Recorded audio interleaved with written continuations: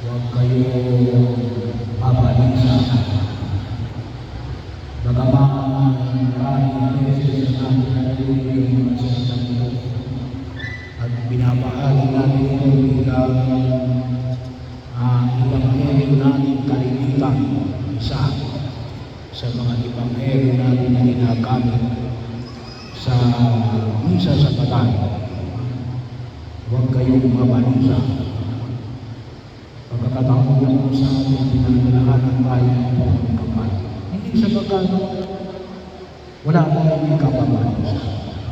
Napakarami natin yung pagkakabalisa.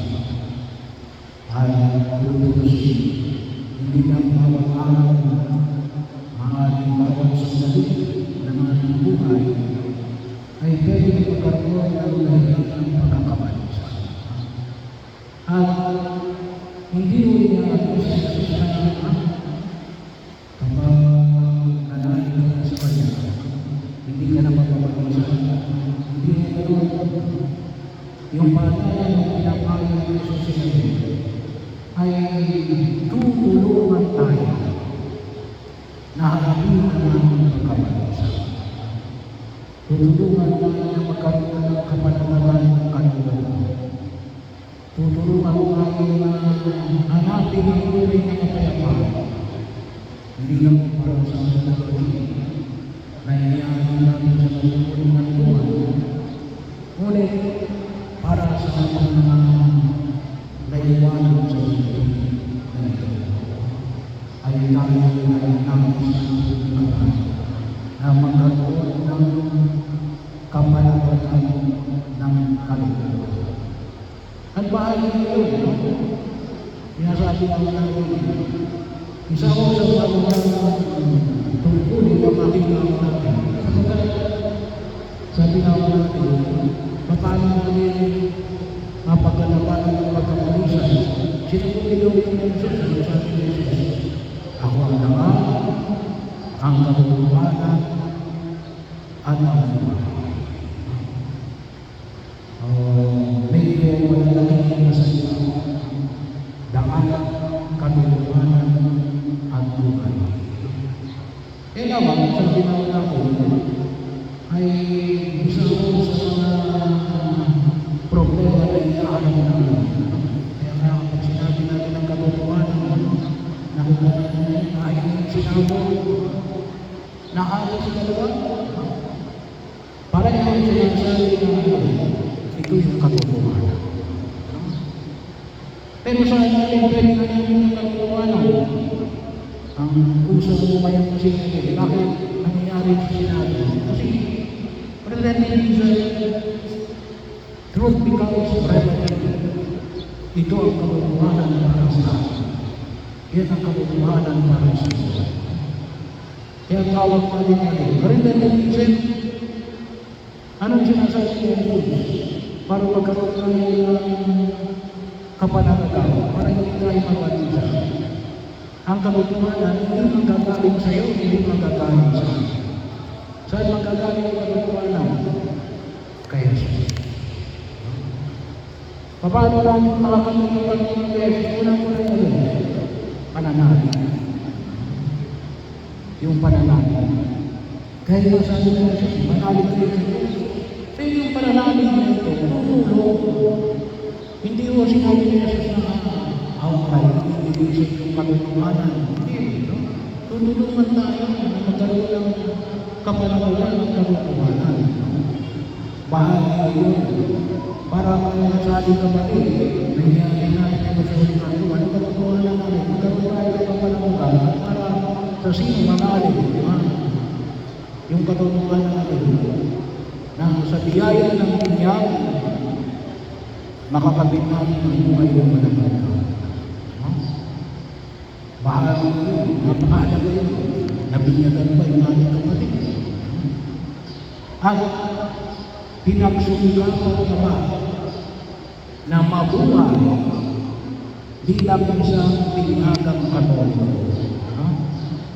Napakinabangan niya ba ito, lalo-lalo na sa pagtanggap niya ng mga sakramento. Bahagi yun na huwag natin kalimutan Alam niyo, kung minsan malaking katarungan din. Kung minsan mas naniniwala ka tayo sa mga kaysa pag-aaral ng linggo. Ay, hindi ko na mananampalataya na maniniwala ka sa pag-aaral. Ang sinasabi niya, gawin ng pakinabangan sa nagkaroon sa atin ng pupunta.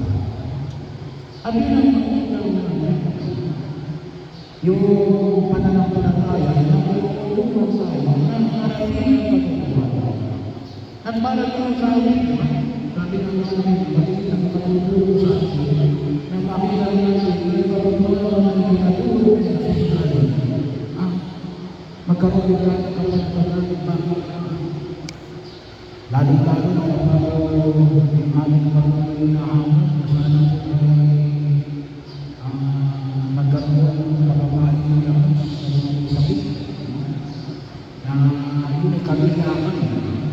Well, sa limang namin ay yun ay maliwanag na tanda kasi sabihin sa karamento maliwanag na tanda ay tinatawag ng Kristo para magbigay ng grasya. At ano yung grasya? Kapatawaran ng mga kasalanan. Bahagi yun ang bisa natin magkaroon tayo ng mga maranaman. Kasi hindi na maliwanag eh. Nakapag-umpisa ka bago ka mamatay. Ano sinasabi ng simbahan? Sigurado na hindi baka, hindi maaari. Sinasabi ng simbahan, sigurado na ano, hindi ka na pumunta sa inyo. Unless, pagkatapos ng mag-umpisa, nagkasala ka. Pero bahagi yun, mamamatay na yun, kakasala ng pagkakata. Yun yung maliwanag ng pagkakata. Yun yung katutuhan na doon ng ating pananampalataya.